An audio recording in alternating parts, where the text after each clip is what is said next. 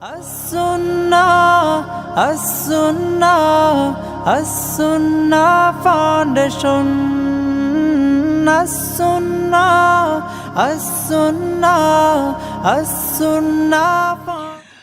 আসসালামু আলাইকুম ওয়া রাহমাতুল্লাহি ওয়া বারাকাতুহু। আলহামদুলিল্লাহ, সালাতু ওয়াসসালামু আলা রাসূলিল্লাহ, বাদ। সুপ্রিয় দর্শক শ্রোতা ভাই বোন, দেশ কিংবা প্রবাস যে যেখান থেকে দেখছেন, আপনাদের সকলকে সাদর আমন্ত্রণ জানাচ্ছি আস-সুন্নাহ ফাউন্ডেশন স্টুডিও থেকে। আপনারা দেখছেন আস-সুন্নাহ ফাউন্ডেশন আয়োজিত সাপ্তাহিক সরাসরি প্রশ্ন উত্তরমূলক অনুষ্ঠান শরঈ সমাধানের 264তম পর্ব। প্রিয় দর্শক, বেশ কয়েক সপ্তাহের বিরতিতে আমরা ছিলাম, হজ এবং ঈদের সফর সব মিলিয়ে 3টি সপ্তাহের বিরতির পর আবারও আপনাদের মাঝে আলহামদুলিল্লাহ লাইভ অনুষ্ঠানে ফিরলাম। আল্লাহ তাআলা আমাদের সবাইকে আশা করছি নিরাপদে রেখেছেন, ভালো রেখেছেন। আশা করি আমাদের ঈদ ভালোভাবে কেটেছে, কোরবানি যথাযথভাবে হয়েছে, জিলহজের প্রথম দশকের ইবাদত বন্দেগী আশা করছি আল্লাহ তাআলা আমাদের কবুল করেছেন, এবং যারা হজে গিয়েছেন তাদেরকে আল্লাহ তাআলা যথাযথভাবে হজ্জে মাকবুল করে তারপরে ফিরে আসার তৌফিক দান করুন, সেই দোয়া ব্যক্ত করছি। প্রিয় দর্শক, অন্যান্য দিনের মতো আজও ইনশাআল্লাহ তাআলা আমরা ঘণ্টা ব্যাপী থাকছি আপনাদের সঙ্গে, এবং আপনাদের করা জীবন জিজ্ঞাসার উত্তর কোরআন এবং হাদিসের আলোকে দেওয়ার চেষ্টা করছি। ওমা তৌফিক ইল্লা বিল্লাহ। আপনাদের যে কোনো জীবন জিজ্ঞাসামূলক প্রশ্ন বাংলায় সংক্ষেপে এই পোস্টের মন্তব্যের ঘরে লিখুন, আমরা ইনশাআল্লাহ আপনাদের প্রশ্ন উত্তর দেওয়ার আপ্রাণ চেষ্টা অব্যাহত রাখবো। প্রিয় দর্শক, লাইভের শুরুতেই আস-সুন্নাহ ফাউন্ডেশনের কোনো আপডেট থাকলে আমরা সেটি সাধারণত জানিয়ে থাকি। আজ জানাবার মতো আপডেট হলো, আস-সুন্নাহ ফাউন্ডেশন মসজিদ কমপ্লেক্সের কাজ পুরোদমে এগিয়ে চলেছে। প্রতিদিন প্রায় 150 থেকে 200 জন মানুষ নিয়মিত কাজ করছে এই প্রজেক্টে, এবং আলহামদুলিল্লাহ বেসমেন্টের কাজ অনেকটাই শেষের দিকে। আমরা আশা করছি বেসমেন্টের ছাদের ঢালাই, অর্থাৎ ফার্স্ট ফ্লোরের ঢালাই, সেটি আল্লাহ চাহেন তো ইনশাআল্লাহ বিদিনিল্লাহ কিছুদিনের মধ্যে আমরা দিতে পারবো। অর্থাৎ মাটির নিচের কাজ শেষ করে মাটির উপরে আমরা ইনশাআল্লাহ উঠে যাব বলে আশা করছি। সেই সাথে আস-সুন্নাহ ফাউন্ডেশনের অন্যান্য যে কার্যক্রমগুলো আছে এর মধ্যে এবার বিশেষভাবে উল্লেখযোগ্য হলো কোরবানির যে কার্যক্রম আমাদের ছিল সবার জন্য কোরবানি, সেটি এবার রেকর্ড সংখ্যক গরু এবং ছাগল কোরবানির মধ্য দিয়ে আলহামদুলিল্লাহ সুসম্পন্ন হয়েছে। আপনারা অনেকে আমাদের প্রতি আস্থা রেখেছেন, আমাদেরকে আপনাদের কোরবানি করার দায়িত্ব অর্পণ করেছেন।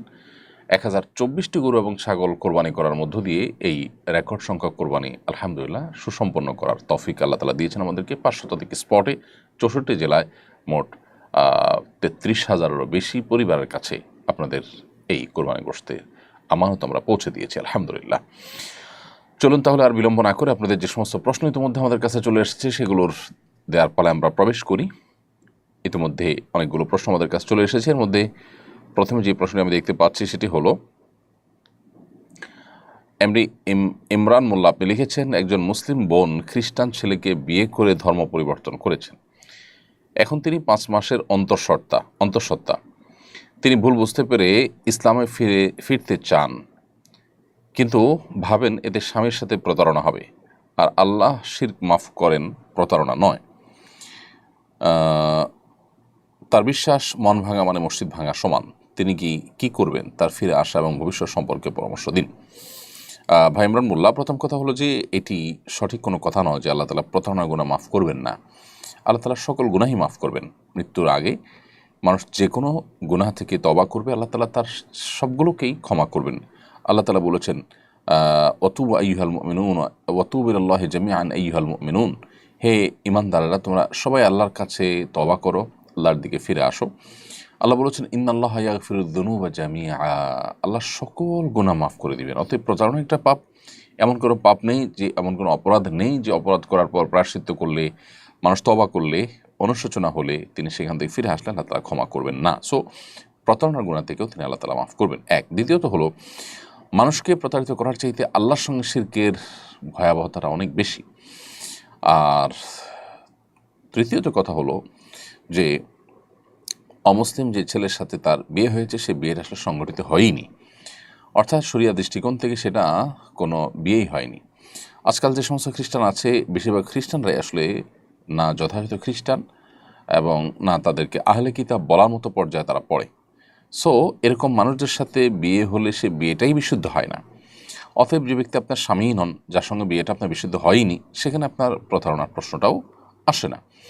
অতএব তার সঙ্গে বরং আপনার এখন যে সম্পর্ক আছে সেটা অবৈধ সম্পর্ক, সেটা থেকে সরে আসার আপনার জন্য আবশ্যক। আমাদের অনেকে দিন সম্পর্কে, ইসলাম সম্পর্কে বেসিক ধারণা না থাকার কারণে এই ধরনের নানা ধরনের ধোঁয়াশাপূর্ণ বিষয় আমাদের মাথায় আসে এবং বিভ্রান্তিতে আমরা পড়ে যাই। অতএব আমরা আশা করব যে আল্লাহ তাআলা তাকে হেদায়েতের পথে ফিরে আসার তৌফিক দিবেন এবং তাকে আমরা আহ্বান করবো ইসলামের পথে ফিরে আসার জন্য, না হলে অনন্তকালের জাহান্নামের যাত্রা নিশ্চিত হয়ে যেতে পারে। আল্লাহ আমাদেরকে সবাইকে হেফাজত করুন। এরপরে প্রশ্ন হলো, আলহামদুলিল্লাহ, এবার হজ সম্পন্ন করলাম, হজের শিক্ষা কিভাবে পরবর্তী জীবনে কাজে লাগাতে পারি, এ ব্যাপারে আপনার পরামর্শ নির্দেশনা কামনা করছি। ধন্যবাদ। আল্লাহ তাআলা আপনাকে আপনার হজকে সুসম্পন্ন করার তৌফিক দিয়েছেন এবং দোয়া করি আল্লাহ তাআলা আপনার হজকে হজ্জে মাবরুর, হজ্জে মকবুল, এমন হজ যে হজ মানুষকে নিষ্পাপত্য এনে দেয়, সেরকম হজ হিসাবে আল্লাহ আপনার হজকে কবুল করুন।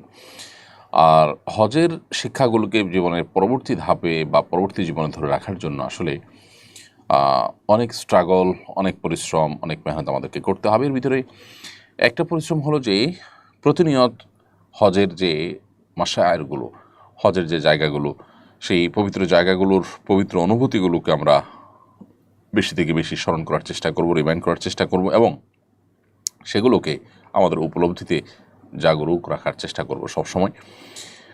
আর একটি ভালো পরিবেশ, যে পরিবেশ তাকওয়ার পরিবেশ, দ্বীনি পরিবেশ, নেককারদের পরিবেশ, সেরকম পরিবেশের মধ্যেও আমরা যথাযথভাবে আমাদের নিজেদেরকে এঙ্গেজ রাখার চেষ্টা করব, সময় কাটাবার চেষ্টা করব ইনশাআল্লাহ তাআলা। যখন মানুষ ভালো পরিবেশের মধ্যে থাকে, নেককারদের পরিবেশের মধ্যে থাকে, তাদের চৌহদ্দি এবং সারাউন্ডের মধ্যে থাকে, তখন তার জন্য দিনের কাজ করা বা দিনের পথে চলাটা তুলনামূলক সহজ হয়।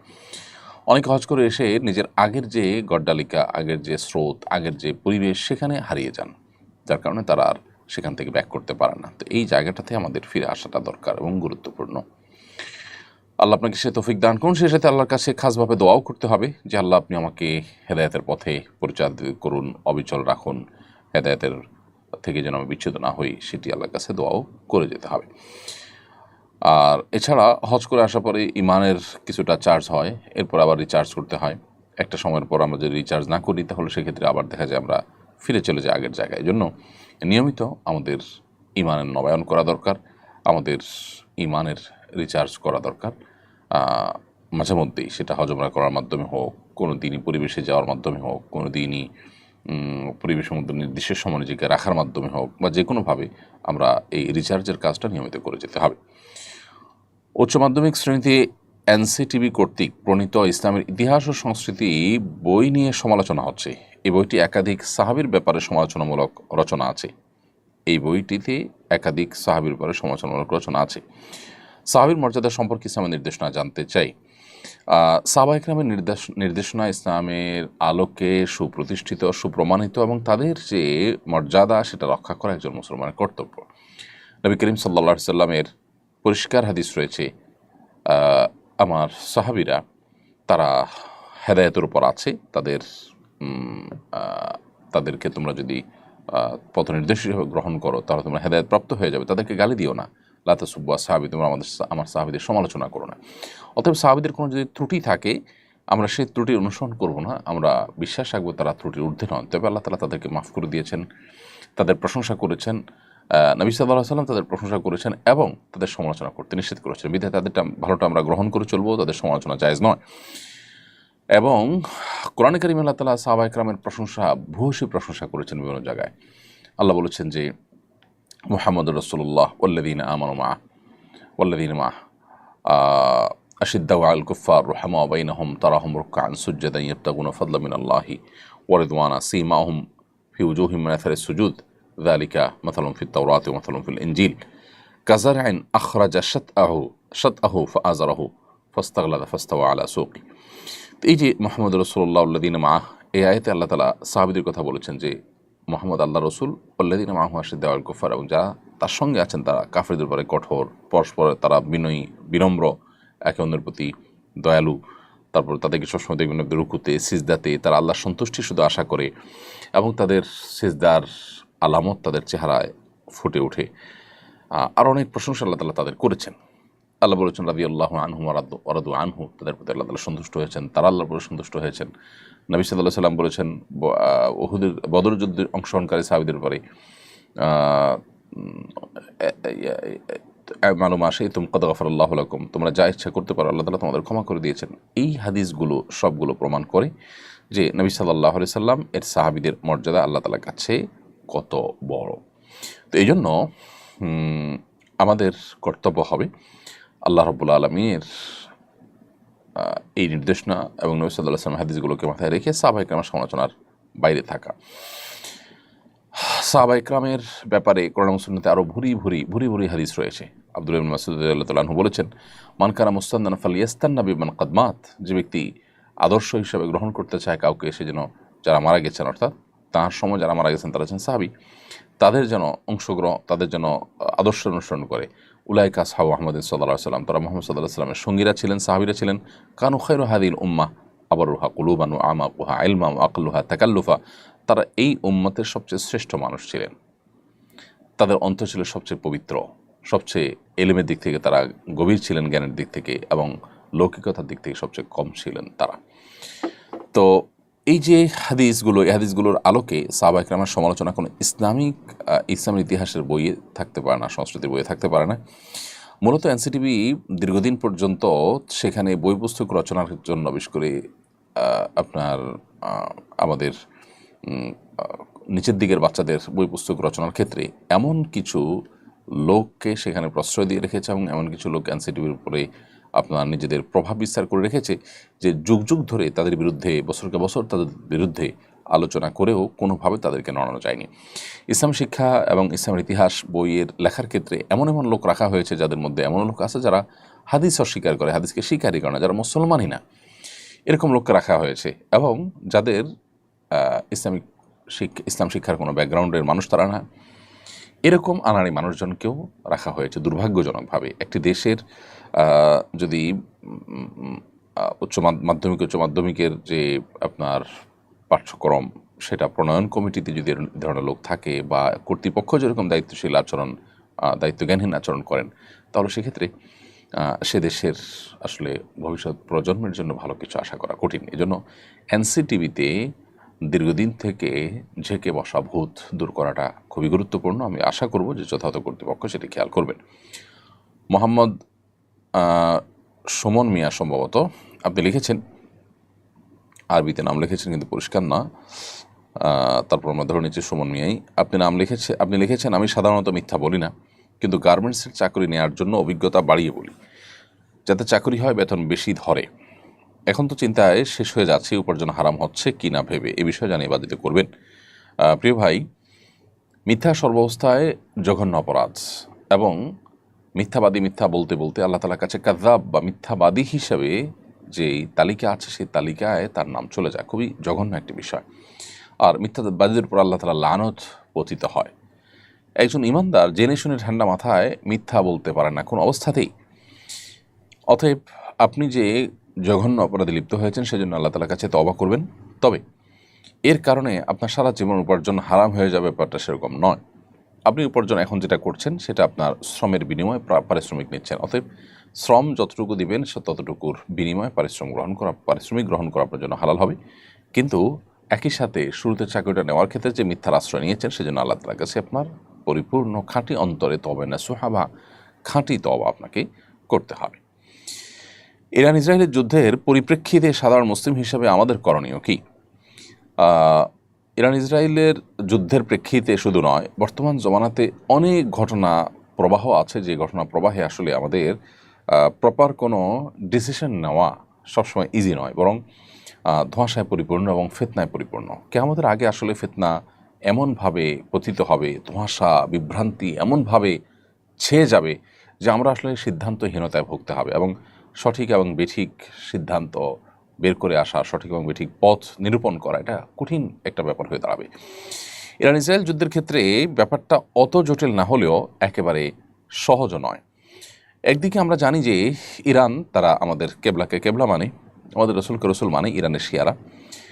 অপরদিকে আমরা এও জানি যে শিয়াদের একটা গ্রুপ তারা ইসলাম থেকে খারিজ হওয়ার মতো বিশ্বাস লালন করে, যদিও শিয়াদের মধ্যে আর অনেক গ্রুপ আছে যারা অনেকেই আছেন যে ইসলাম থেকে খারিজ হওয়ার মতো বিশ্বাস লালন না করলেও ভয়াবহ বিদআতে তারা লিপ্ত এবং সুস্পষ্ট বিভ্রান্তি এবং গোমরাহিতে তারা আছে।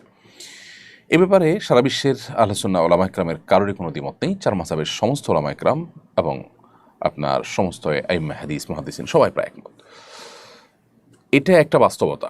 আরেকটা বাস্তবতা হলো যে আমরা জানি সিরিয়া সহ ইরাক সহ মধ্যপ্রাচ্যের অনেকগুলো দেশে এই শিয়া প্রধান দেশটি ইরান বিভিন্ন সময় হামলা চালিয়েছে এবং বিশেষ করে অতি সম্প্রতি সিরিয়াতে হাজার হাজার বরং লাখো আহলে সুন্নাহর আলেমদেরকে হত্যা করেছে, মসজিদগুলোকে ভেঙেছে, দখল করেছে এবং সেখানে আপনার শিরকের রামরাজত্ব কায়েম করেছে। বিশেষ করে বাশার আল আসাদ যে কসাই হিসাবে পরিচিত লক্ষ লক্ষ মানুষের জীবনহানি করেছে, যে সে নিজে ইরানের অনুগত এবং ইরানের সহযোগিতা নিয়ে সে তার এই জুলুমগুলো চালিয়েছে। তো এটা একটা বাস্তবতা। আবার ইহুদি রাষ্ট্রটির যে জুলুম দীর্ঘকাল পর্যন্ত ফিলিস্তিন সহ গোটা মুসলিম বিশ্বের বিরুদ্ধে যে ভয়াবহ এবং সবচেয়ে খুল্লম খোলা শত্রুতায় লিপ্ত, এটা তো আজকে নতুন নয়। এবং কোরআন কারীমে আল্লাহ বলেছেন, লা তাজিদান্না আশাদ্দান্নাসি আদাওয়াতান লিল্লাযিনা আমানুল ইয়াহুদ, ঈমানদারদের সবচেয়ে বেশি কঠোর শত্রুতা করতে দেখবেন ইহুদিদেরকে হে রাসূল, এবং এরপরে যারা মুশরিক তাদেরকে। আজও আমরা দেখছি যে আমাদের পার্শ্ববর্তী দেশের মুশরিক দেশ এবং এই ইহুদি দেশ, উভয় দেশ পৃথিবীর যে কোনো প্রান্তে মুসলমানদের বিরুদ্ধে তারা ঐক্যবদ্ধ এবং সবচেয়ে বেশি সোচ্চার। তো এই জন্য এই দুইটার মধ্যে আসলে আমরা কোনো একটাকে আপনার দেওয়া, প্রায়োরিটি দেওয়া এমনিতে জটিল। তবে এটা ঠিক যে আমরা যারা আমাদের আহলে কেবলা নয় সেই ইহুদিদেরকে এক সাইডে রাখলে অবশ্যই শিয়ারা যারা আমাদের কেবলাকে কেবলা মানেন, যাদের সাথে আমাদের অনেক দিক থেকে মিল আছে, তারা আমাদের সন্দেহাতীতভাবে আমাদের বহু কাছাকাছি, সেই জায়গা থেকে তাদের প্রতি আমাদের সিম্প্যাথি, তাদের প্রতি আমাদের সমর্থন থাকার কথা সূরা রুমের মূলনীতির আলোকে। এর পাশাপাশি তারা এই চলমান যে আগ্রাসন, সে আগ্রাসনের মধ্যে তারা মাজলুমের ভূমিকা আছে। সেই জায়গা থেকে আমরা মাজলুমের পক্ষাবলম্বন করাটা এটা হলো আমাদের জন্য সবসময় কর্তব্য। আমরা কোনো অবস্থাতে জালেমের সহযোগী বা জালেমের সমর্থন এটা আমরা কোনো অবস্থাতে করতে পারি না।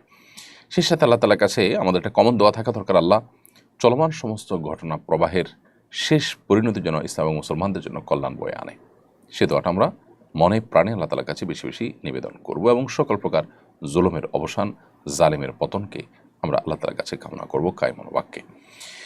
এবং সেই সাথে ইরান এবং শিয়া যারা আছেন তাদের প্রতি আমাদের আহ্বান থাকবে যে এই রকম পরিস্থিতিতে আজ সারা বিশ্বের প্রায় আহলে সুন্নাহর আলেম এবং শাসকরা ইরানের তাদের প্রিভিয়াস যে আহলে সুন্নাহর আলেমদের প্রতি জুলুম, নির্যাতন, তাদের প্রতি আপনার হত্যাযজ্ঞ, এগুলো সত্ত্বেও ইরানের প্রতি তাদের যে সিম্প্যাথি, ইরানের প্রতি তাদের যে সমর্থন সেটা তারা জানাচ্ছেন।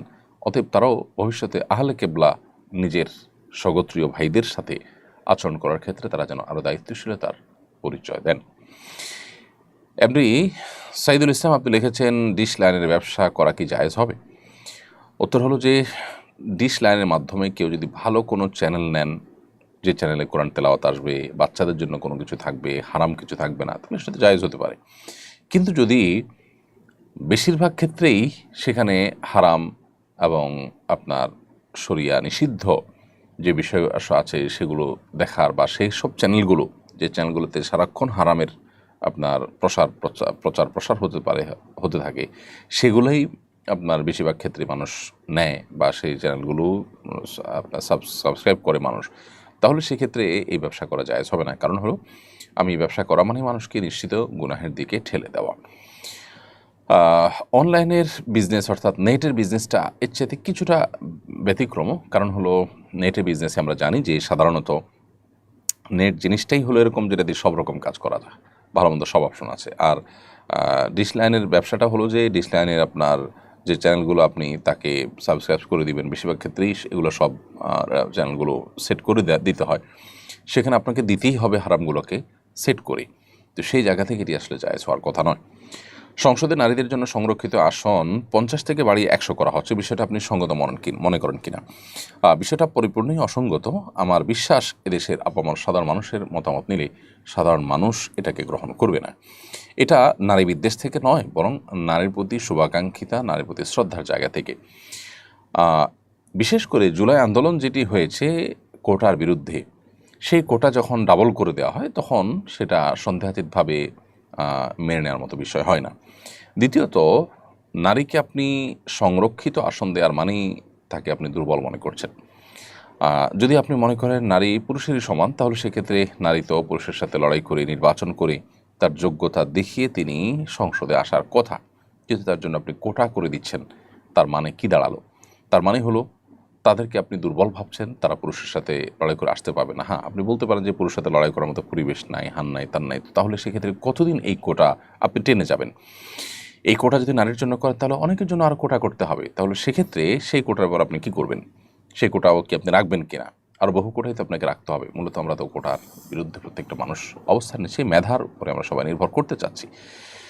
সবচেয়ে বড় বিষয় সেটি হলো যে পৃথিবীর অন্য যে সমস্ত দেশে নারীদের জন্য সংরক্ষিত আসন আছে, বেশিরভাগ দেশেই 10% বা 15%, 16-17% এর কাছাকাছি পার্সেন্টেজ আছে সংরক্ষিত আসন। এরকম আপনার প্রায় 1/3 আসন নারীর জন্য সংরক্ষিত রাখা জাতীয় সংসদে, এটার নজির খুবই কম। তো আমাদের দেশে দীর্ঘদিন থেকে এই যে চর্চাটা চলে আসছে, এর ফলে যেটা হয় যে বড় বড় সাহেব, বড় বড় নেতাদের মিসেসদেরকে এমপি বানানোর খাহেশ পূরণ হয়। যারা আসলে সেরকম ক্যাপাবল থাকেন না আইন প্রণয়ন করার ক্ষেত্রে, রাষ্ট্রকে তারা সার্ভ করার মতো তেমন কোনো যোগ্যতা তাদের থাকে না। বিগত সময়ে আমরা দেখেছি যে এই সংরক্ষিত আসনে এমপি হওয়া মহিলাদের অনেকে সংসদে কথা বলছেন, যেটা হাসির পাত্র হয়েছে, এবং একটা বক্তব্য দেওয়ার মতো যোগ্যতা, বাংলা পড়া লেখা দেখে দেখে পড়ার মতো যোগ্যতাও তাদের অনেকের ছিল না। তো তারা আসলে জাতীয় সংসদে এসে কি করবেন, রাষ্ট্রের জন্য কি দেয়ার আছে তাদের, সেটা বলার অপেক্ষা রাখে না। অথচ সংরক্ষিত আসনের সুবাদে প্রত্যেকটা দল যখন যারা ক্ষমতা আছে তারা তাদের মতো করে, বা যারা যে কোটা পাচ্ছে তারা সে অনুপাতে তাদের মতো করে লোক নির্বাচন করতে পারছে। তো এতে যোগ্য লোকদের উঠে আসার সম্ভাবনা কমে যায়, রাষ্ট্রের টাকা অপচয় হয় এবং অযোগ্য লোকরা এই সমস্ত চেয়ারগুলোতে বসে যায়। এই জন্য এটার আমরা বিরোধিতা করছি। আমরা মনে করি যে নারীকে এভাবে সম্মান দেওয়া যায় না। নারীকে যদি আপনি সংরক্ষিত আসন 100 না 200টাও দিয়ে দেন, তাতে কি নারীকে সম্মান দিতে পারবেন? আপনি বিগত আমলে আমরা 50টা সংরক্ষিত আসন দেখেছি। সেই সংরক্ষিত আসন থাকার পর কি নারীর নির্যাতন কমে গেছে? নারীর মর্যাদা সব জায়গায় প্রতিষ্ঠিত হয়ে গেছে? সংসদের নেত্রী যিনি, তিনি নিজে খোদ নারী হওয়ার পরও, স্পিকার বিরোধী দলের নেত্রী নারী হওয়ার পরও নারীর মর্যাদা পরিপূর্ণভাবে প্রতিষ্ঠিত হয়নি। আসলে এভাবে নারীর মর্যাদা প্রতিষ্ঠিত হবে না। এটার জন্য দরকার অ্যাওয়ারনেস, এটার জন্য দরকার হলো আমাদের জানাশোনা বাড়ানো, এবং সবচেয়ে বড় কথা হলো যে ধর্মীয় অনুশাসন যদি যথাযথভাবে চর্চা করা হয়, মেনে চলা হয়, তাহলে এমনিতে ইনশাআল্লাহ বিদিনিল্লাহ এই জাতীয় যে গ্যাপগুলো আছে সেগুলো দূর হয়ে যাবে। পশ্চিমারা আমাদেরকে যে সমস্ত থিওরি দেয় অন্ধের মতো, সেগুলোকে মেনে নেওয়ার মতো একটা প্রবণতা আমাদের মধ্যে তৈরি হয়েছে। এটা হলো সবচেয়ে দুর্ভাগ্যজনক বাস্তবতা। ওয়াইদুর রহমান আপনি লিখেছেন, হাসপাতাল থেকে লাইভ দেখছি, আমার জন্য দোয়া করবেন, আল্লাহ যেন সুস্থতা দান করেন। ভাই ওয়াইদুর রহমান, আল্লাহ তাআলা আপনাকে পরিপূর্ণ সুস্থতা দান করুক, আমরা দোয়া করি। আপনি সহ আমাদের যে সমস্ত ভাই বোনেরা গোটা বিশ্ব জুড়ে অসুস্থ অবস্থায় হসপিটালে কাতরাচ্ছেন বা অসুস্থ আছেন, আল্লাহ তাআলা তাদের সবাইকে শেফা কামিলা আজেলা দান করুন। এরপরের প্রশ্ন হলো, কোরবানির চামড়া যথাযথ মূল্য না পাওয়ায় অনেকে চামড়া নদীতে ফেলে দিয়েছেন কিংবা মাটিতে পুঁতে ফেলেছেন, এভাবে সম্পদ নষ্ট করা যায় আছে কিনা? ন্যায্য মূল্য না পেলে করণীয় কি? প্রথম কথা হলো যে চামড়া বিক্রি করা না গেলে চামড়া নিজে ব্যবহার করা, বিশেষ করে রান্না করে খাওয়ার মতো প্রসেস আজকাল অনলাইনে অহরহ পাওয়া যায়। সো সেগুলো অনুসরণ করে আমরা এই সম্পদকে নষ্ট না করে সেটার ব্যবহার করার চেষ্টা করতে পারি। দ্বিতীয়ত কথা হলো, যদি সেরকম কোনো স্কোপ না থাকে, সুযোগ না থাকে, সেরকম সময় বা আপনার সার্বিক সুযোগ যদি না থাকে, তাহলে সেক্ষেত্রে কেউ যদি মাটিতে পুঁতে ফেলে তিনি গুনাহগার হবেন না ইনশাআল্লাহ, কারণ এটা তারপরে একরকম বোঝার মতো। কেউ যদি সেটা গ্রহণ করার মতো না থাকে, নিজে ব্যবহার করার মতো সুযোগ তার না থাকে সেভাবে, তাহলে সেক্ষেত্রে মাটিতে পুঁতে ফেলাটা নাজায়েজ হবে না। তবে এখানে যথাযথ কর্তৃপক্ষ যারা আছেন তাদের বিরাট বড় একটা দায় চলে আসে যে এত বড় মূল্যবান একটি সম্পদ, সেটিকে যথাযথভাবে সংগ্রহ করা, সেটা যথাযথ ব্যবহার করার ব্যাপারে তাদের আরও জোরালো ভূমিকা থাকা দরকার, যথাযথ ভূমিকা পালন করা দরকার। দীর্ঘকাল চামড়ার যথাযথ মূল্য পাওয়া যেত, চামড়া শিল্প আমাদের দেশে যথেষ্ট সমৃদ্ধ ছিল, কিন্তু গত বেশ কয়েক বছর বিগত সরকারের আমলে এটিকে ধ্বংস করে দেওয়া হয়েছে। এটাকে পুনরুদ্ধার করাটা সময়ের সবচেয়ে প্রয়োজনীয় কাজগুলোর মধ্যে থেকে একটি। এইচ.এম. মাহমুদুল হাসান আপনি লিখেছেন, স্ত্রীকে মহারণার টাকা না দিয়ে সেই টাকা দিয়ে ওমরা করতে পারবো কিনা? মানুষের কাছে টাকাটা শুধু মহরের টাকাই থাকে না, আর টাকা থাকে, সেগুলো দিয়ে ওমরা করতে পারেন। এখন যদি মহরের জন্য রেখে দেওয়া টাকা ওইটা ভেঙে আপনি ওমরা করেন আর অন্য কোনো টাকা আপনার কাছে না থাকে, তো এটা জায়েজ হবে না। কারণ আপনার জন্য ওমরা করার চাইতে মহর পরিশোধ করাটা বেশি গুরুত্বপূর্ণ। মহরটা হলো স্ত্রীর অধিকার, আপনার দেনা তার প্রতি। তো মানুষের দেনা ঝুলিয়ে রেখে সে যে টাকা দিয়ে দেনা পরিশোধ করতেন সে টাকা দিয়ে ওমরা করলে সেটা নাজায়েজ হবে। আর যদি ওমরা করেছে যে টাকা দিয়ে তার বাইরেও মহারণা পরিশোধ করার মতো আপনার আরও টাকা থাকে, তাহলে সেটা তো নাজায়েজ হবে না, অর্থাৎ ওমরা করা নাজায়েজ হবে না। তবে একই সাথে মহারণা দেরিতে দেওয়া বা মোহর না দেওয়া সেটা কিন্তু গুনাহের কথা। হজ করে আসার পরে নাকি ব্যবসা বাণিজ্য ও জমি জিরাতের দেখভাল করা যায় না? হজ করার পরে কেউ বৈষয়িক কাজে যুক্ত হলে বিষয়টা মানুষ মন্দ দৃষ্টিতে দেখে। এ কারণে মানুষ কর্মক্ষম অবস্থায় হজ করতে আগ্রহী হয় না। হজ করার পর কি আসলেই বৈষয়িক কাজ করা নিষিদ্ধ? প্রথম কথা হলো যে হজ করে আসার পর ব্যবসা বাণিজ্য, দুনিয়াবি কাজকাম, জমি জিরাত, ক্ষেত খামারের কাজ, এগুলো করা যায় না, এটি একেবারে ভুল ধারণা। হজ করার পরে কাজগুলো কেন করা যাবে না? এই কাজগুলো কি কোনো অপরাধকর্ম? অপরাধকর্ম তো নয়। সো এই কাজগুলো হজ করে আসার পর আমরা করতে পারবো। বরং মানুষ বসে বসে খাওয়া বা পরনির্ভরশীল হওয়ার চাইতে তিনি কর্মক্ষম হলেন, তিনি পরিশ্রমী হলেন, তিনি কোনো কাজে এঙ্গেজ থাকলেন, সেটা বরং অধিকতর প্রশংসনীয় ইসলাম শরিয়া দৃষ্টিকোণ থেকে সার্বিক বিচার বিবেচনায়। তো সেই জায়গা থেকে আপনি এটাকে অবশ্যই জায়েজ মনে করতে হবে এবং এটাকে অ্যাপ্রিসিয়েট করতে হবে যে একজন মানুষ হজ করে আসার পর তিনি দুনিয়ার কাজে, বিভিন্ন রকমের ব্যবসা বাণিজ্য ইত্যাদির কাজে তিনি লিপ্ত এবং সেগুলোতে তিনি এঙ্গেজ হয়েছেন। সো সেটাকে খারাপ ভাবে দেখা, এটা নিছকই আমাদের ভুল ধারণা। সম্প্রতি রিলস বানাতে গিয়ে যমুনা নদীতে ডুবে 6 কিশোরীর মৃত্যু হয়েছে। আমার কিশোর সন্তানও সামাজিক যোগাযোগ মাধ্যমে আসক্ত, আমি তাকে নিয়ে উদ্বিগ্ন। কিভাবে এসব থেকে তাকে দূরে রাখতে পারি, পরামর্শ দিবা যদি করবেন। আমাদের দেশে এটি রীতিমতো মহামারীর আকার ধারণ করেছে এবং ভয়ঙ্কর ব্যাধিতে রূপ নিয়েছে। তো এই পরিস্থিতি থেকে উত্তরণের জন্য আমাদের সন্তানদেরকে আমাদের নিজেদের প্রথমত পর্যাপ্ত সময় দেওয়া দরকার। আমরা তাদেরকে শুধুমাত্র নসিহা করে ছেড়ে দিলেই চলবে না, বরং তাদেরকে তাদের এই সমস্ত ভুল পথ থেকে ফিরে আনার জন্য আমাদের নানাবিধ প্রচেষ্টা থাকতে হবে। সবচেয়ে বেশি হলো আমরা তাদেরকে সময় দিতে হবে, তাদেরকে নিয়ে আমাদের ব্যস্ত থাকতে হবে, আমাদের সময়গুলোকে কাটাতে হবে। দ্বিতীয় হলো তাদের বিনোদনের জন্য, সুস্থ বিনোদনের জন্য, খেলাধুলা, শরীরচর্চা ইত্যাদির জন্য সেরকম পরিবেশ, জায়গা, বন্ধুবান্ধব, সেরকম সার্কেল তাদেরকে দিতে হবে। তৃতীয়ত হলো যারা ইতিমধ্যে আক্রান্ত হয়ে গেছেন, বিশেষ করে তাদের জন্য এই সোশ্যাল মিডিয়ার আসক্তি, এটার ক্ষতিকর দিক, এই সমস্ত ডিভাইসে আসক্তির ক্ষতিকর দিকগুলো নিয়ে নানা রকমের গবেষণা তৈরি হয়েছে, বই হয়েছে, সেগুলো তাদেরকে কোনোভাবে পড়ানো যেতে পারে, দেখানো যেতে পারে। এতে তারা কনভিন্স হবে, ইনশাআল্লাহ এতে তারা প্রস্তুত হবে এগুলোকে ছেড়ে আসার জন্য। মূলত এ ধরনের কাজ যদি খুব বেশি আসক্ত হয়ে যায় বাচ্চারা, তাহলে তাদেরকে ফিরিয়ে আনাটা আর খুব বেশি সহজ কাজ নয়, বরং ফিরিয়ে আনাটা নানা সময়ে বেশ জটিল এবং কঠিন হয়ে পড়ে। এই জন্য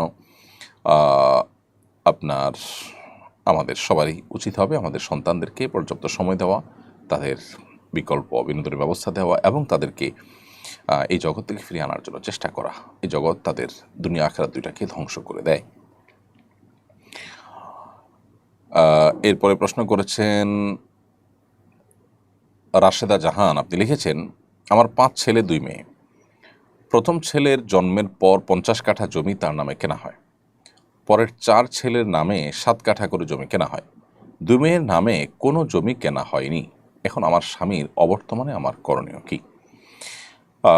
বোন রাশেদা জাহান, আপনার ছেলে একজনের নামে 50 কাঠা আর বাকিদের নামে 7 কাঠা কিনেছেন, মেয়েদের নামে কোনো জমি কিনেননি।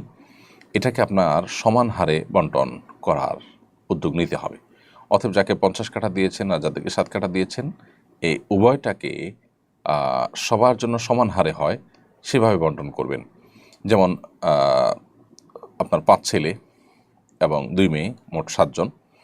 তাহলে আপনি 4 ছেলেকে যে 7 কাঠা করে দিয়েছেন, 4 7 28 কাঠা হয়, আর 50 তাহলে সর্বসাকুল্যে 78 কাঠা হয়। 78 কাঠাকে আপনার 7 ভাগ করে এই 7 সন্তানের মধ্যে আপনার সমান হারে বন্টন করতে হবে জীবদ্দশায়।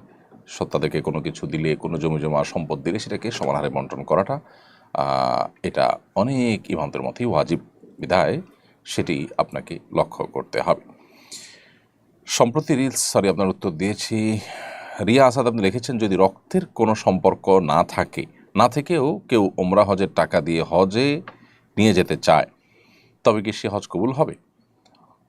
কারোর সাথে যদি আপনার মাহরামের সম্পর্ক না থাকে, রক্ত সম্পর্ক হলেই শুধু হয় না, আসলে মাহরামের সম্পর্ক থাকলে তিনি আপনার সফর সঙ্গী হয়ে হজ বা ওমরা যেতে পারেন বা সফরে যেতে পারেন। আর শুধু টাকা দিয়ে যদি আপনাকে হজ করার জন্য বা ওমরা করার জন্য কেউ হেল্প করেন, তাহলে সেক্ষেত্রে রক্ত সম্পর্কীয় মাহরাম কোনোটিই হওয়া জরুরি না।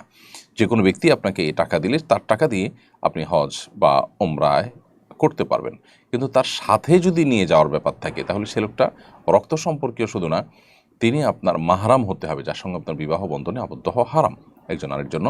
সেরকম মানুষকে সঙ্গে নিয়েই হজে শুধুমাত্র যেতে পারবেন। অতএব রক্ত সম্পর্ক নাই এরকম মানুষ, সে আপনার অফিস কলিগ হতে পারে, অন্য কেউ হতে পারে, আপনাকে টাকা দিয়ে সাথে নিয়ে হজে যাবেন, এটি আপনার জন্য জায়েজ হবে না। আপনার সফরটা মাহরাম পুরুষকে সাথে নিয়ে হতে হবে। এরপর প্রশ্ন করেছেন আপনি জোবাইর, আপনি লিখেছেন, আমি মাদ্রাসা চাকরি করি, পরীক্ষার সময় শিক্ষার্থীদের থেকে যে ফি নেওয়া হয় তা শিক্ষকদের মধ্যে বন্টন করা হয়, এটা জায়েজ হবে কি না? হ্যাঁ ভাই জোবাইর, এটি জায়েজ, এটি না জায়েজ হওয়ার কোনো কারণ নাই।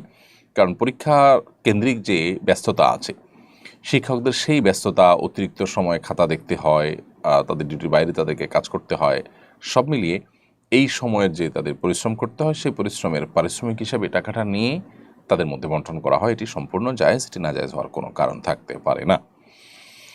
প্রিয় দর্শক, দেখতে দেখতে আমরা অনুষ্ঠানের ঠিক মাঝামাঝি পর্যায়ে এসে পৌঁছেছি। সময় হয়েছে ছোট্ট একটি বিরতিতে যাওয়ার। বিরতির পর আবারও ফিরে আসবো ইনশাআল্লাহ। আশা করি আমাদের সঙ্গেই থাকবেন।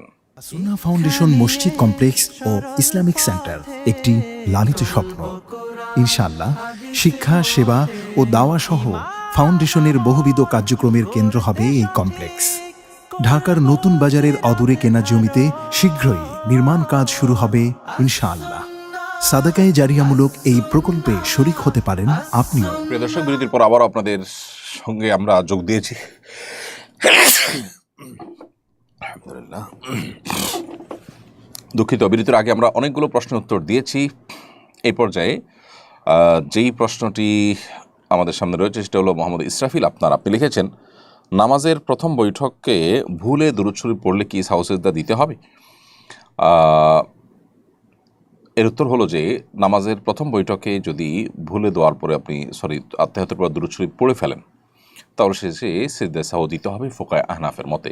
ফোকাহে হাম্বলি যারা আছেন, হানাবেলা ফকি যারা আছেন, হাম্বলি ফকিদের মতে, সৌদের উলামাকের মতে দিতে হবে না।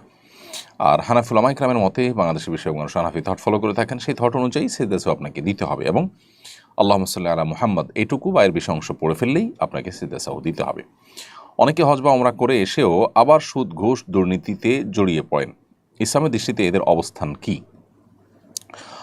যারা হজ অথবা ওমরা করে এসেও সুদ, ঘুষ, দুর্নীতি এ সমস্ত অন্যায় এবং অপরাধ কর্মে জড়িয়ে পড়েন, তাদের হজের মাধ্যমে নিষ্পাপত্য পাওয়ার যে সুযোগ তৈরি হয়েছে, সে সুযোগটা নষ্ট করাটা হবে কোরআন কারীমের সে আয়াতের মতো, যে আয়াত আল্লাহ বলেছেন, ওয়ালা তাকুনু কাল্লাতি নাকাদাত গাজলাহা মিন বাদি কুওয়াতিন আনকাসা। তোমার সেই নারীর মতো হয়েও না যে নারী অনেক কষ্ট করে সারাদিন রশি পাকিয়ে রশির মাথায় গিরা দিয়ে যখন পাকটাকে হেফাজত করবেন, তখন তিনি পাক ছেড়ে দিলেন, তখন তার সারাদিনের যে পাক রশি পাকিয়ে পাকিয়ে এটাকে যে রশির পর্যায়ে এনেছেন, সেটা নষ্ট হয়ে গেল। তোমরা তাদের মতো হয়েও না। অর্থাৎ আপনি হজ করে এসেছেন, ওমরা করে এসেছেন, আল্লাহর ঘরে গিয়ে যে নিষ্পাপত্বের যে সুযোগ, বিশেষ করে যখন কেউ হজ যথাযথভাবে করে আসে, হজ মাবরুর করে আসে, তখন সে সদ্য ভূমিষ্ঠ আর শিশুর মতো নিষ্পাপত্ব নিয়ে আসে। তো সেটা আসার পর আবার যদি অপরাধ কর্মে জড়িয়ে পড়ে মানুষ, তাহলে কেমন যেন ওই যে রশির পাক দিতে দিতে গিয়ে একেবারে মাথায় শুধু বাঁধা বাকি, ওই সময় ছেড়ে দিয়ে পাক পুরো রশিটাকে নষ্ট করার মতো হয়ে যায়। এটা খুবই দুর্ভাগ্যজনক এবং এটা আত্মঘাতী কাজ। বিধায় আমাদের উচিত হজ এবং ওমরাতে আমরা যে নূরটা অর্জন করি, সে নূরটা ধরে রাখার। এটার জন্য অবশ্য আমাদের নানাবিধ পরিশ্রম, নানাবিধ উদ্যোগ নেওয়ার দরকার, ভালো পরিবেশ, আল্লাহর কাছে দোয়া এবং হজ এবং ওমরার সেই পবিত্র মুহূর্তগুলোকে স্মরণ এবং সেগুলো দিয়ে আপনার নিয়মিত নিজেকে আপনার গাইডে রাখা, নিজেকে সঠিক পথে রাখার চেষ্টা আমাদের মধ্যে থাকা দরকার। বাকি কেউ যদি গুনাহে লিপ্ত হয়ে যায়, এর মানে এই না যে তিনি ইসলাম থেকে খারিজ হয়ে গেছেন। তার আবারও কাউন্সেলিংয়ের মাধ্যমে, তার আবারও ইমানের নূর হাসিল করার মাধ্যমে মূল জায়গায় ফিরে যাওয়ার চেষ্টা করা দরকার। মিলিয়ে আশা আপনি লিখেছেন, মাগরিবের আজানের সময় খাওয়া যায় না, এই সময় মৃত ব্যক্তিদের খাবার দেয়া হয়, খাবার খেলে মৃত আত্মীয়দের খাবার দেওয়া হয় না, এ ধারণা কি সত্য? এটা সম্পূর্ণ ভুল ধারণা, ভিত্তিহীন কথা, এর সাথে ইসলামের কোনো সম্পর্ক নেই। দুনিয়ার সময়ের সাথে আসলে আখিরাতের সময়ের মিলও নাই। অতএব কেউ যদি মনে করেন যে দুনিয়ার সময়ের সাথে আখিরাতের সময়ের মিল আছে, সেটাও হবে একটি ভুল ধারণা। আমি একটি মসজিদের ইমাম খতিব হিসেবে দায়িত্ব পালন করছি। আমি কাজ ও চিন্তা পছন্দ করি। একজন ইমাম হিসেবে সমাজে কিভাবে দাওয়াতি কাজ আঞ্জাম দিতে পারি এবং আমার মসজিদকে কেবল নামাজের জায়গা না হয়ে কিভাবে সমাজ সংস্কারের কেন্দ্র বানাতে পারি, আপনার পরামর্শ দিক নির্দেশনা কামনা করছি। আলহামদুলিল্লাহ, আমরা ইতিমধ্যে মসজিদের ইমাম খতিবদের জন্য একটা প্ল্যান তৈরি করেছি, যেটা খুব শীঘ্রই আমরা ঘোষণা করব এবং সেখানে মসজিদের ইমাম খতিবদেরকে মসজিদের নামাজের বাইরেও সামাজিক নানাবিধ কাজের মাধ্যমে তাদেরকে সংযুক্ত করা এবং মসজিদকে সমাজের কল্যাণের কেন্দ্রবিন্দুতে পরিণত করার জন্য আমরা সর্বাত্মক চেষ্টা চালাবো ইনশা আল্লাহ তাআলা। আমি আশা করছি যে খুব শীঘ্রই সেই ঘোষণা আমরা দিতে পারবো, আপনি তখন সেটিকে অনুসরণ করতে পারেন।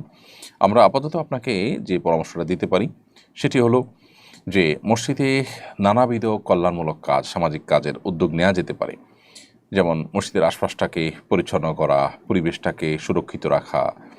এই যে এখন চতুর্দিকে ডেঙ্গু মশার প্রাদুর্ভাব দেখা দিচ্ছে, এই সময়টাতে পরিচ্ছন্নতা অভিযান চালানো, কোথাও পানি জমে থাকলে সেটা আপনার পরিচ্ছন্ন করার জন্য সামাজিক ভলান্টিয়ার উদ্যোগ নেওয়া যেতে পারে।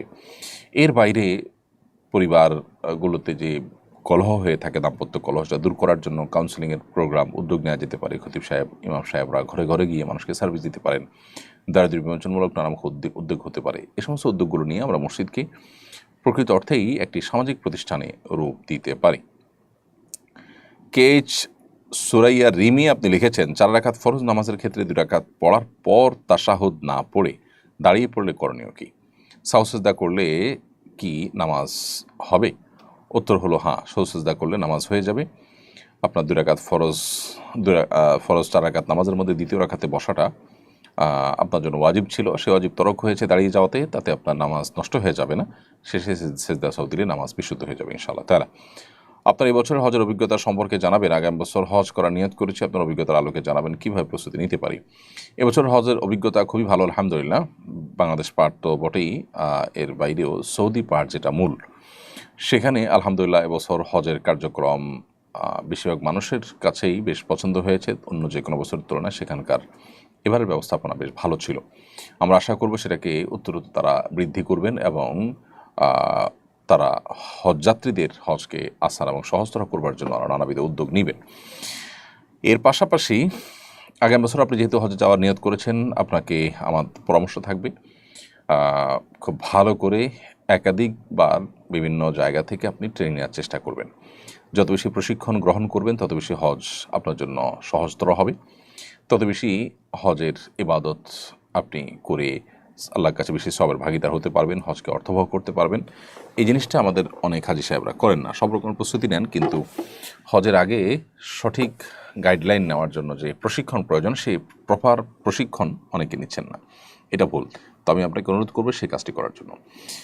মাদি হাসান আপনি লিখেছেন, করোনার নতুন ভেরিয়েন্ট চলে এসেছে, দায়িত্বশীল আলেম হিসেবে জনগণকে কি পরামর্শ দিবেন? একজন মুসলমান সবসময় সতর্ক থাকবে। আমরা অবশ্যই মানুষকে বলবো যে সর্বোচ্চ সতর্ক থাকার চেষ্টা করতে হবে। তবে অহেতুক নানা রকমের আতঙ্ক সৃষ্টি করে মানুষের জীবনযাত্রাকে ব্যাহত করা এবং বৈশ্বিক কোনো চক্রান্তের ফাঁদে পা দেওয়ার মতো কাজ যেন আমরা না করি, সে ব্যাপারে আমাদের দায়িত্বশীলরা অবশ্যই ভূমিকা রাখবেন। আমরা শুধু এটুকু বলবো, যেটি আমাদের সমাজের জন্য ক্ষতিকর সেটি থেকে আমরা বেঁচে থাকবো। নিজের জন্য বা সমাজের জন্য ক্ষতিকর কোনো কিছু করা আমাদের জন্য জায়েজ নয়। আল্লাহ তাআলা আমাদেরকে বলেছেন, আল্লাহ তাআলা ইয়াইদিকুম ইলা তাহলুকা, তোমরা নিজেদেরকে ধ্বংসের দিকে ঠেলে দিও না। তো সেজন্য আমাদের আত্মরক্ষার জন্য সচেতনতামূলক প্রচেষ্টা আমাদের থাকতে হবে, সেটি রাখবার জন্য আমরা আহ্বান করব। সেই সাথে যেটি বললাম যে মানুষকে অহেতুক প্যানিক করে দেওয়ার মতো আপনার নানা রকম চাল, নানা রকম ষড়যন্ত্র পৃথিবীতে নানা সময় হয়েছে, সেরকম কোনো কিছু যেন না হয়, সেদিকটা আমাদের যথাযথ কর্তৃপক্ষের দেখার দায়িত্ব। যুদ্ধের সময় মুসলিম যোদ্ধাদেরকে ইসলাম কী কী বিষয় লক্ষ্য রাখার নির্দেশনা দিয়ে থাকে? যে কোনো যুদ্ধে একজন মুসলিম যখন অংশগ্রহণ করবেন, তার প্রথম আল্লাহর এবং আল্লাহ রসুলের পক্ষ থেকে প্রথম নির্দেশনা তার প্রতি যে এই যুদ্ধ হবে আল্লাহর খাতিরে।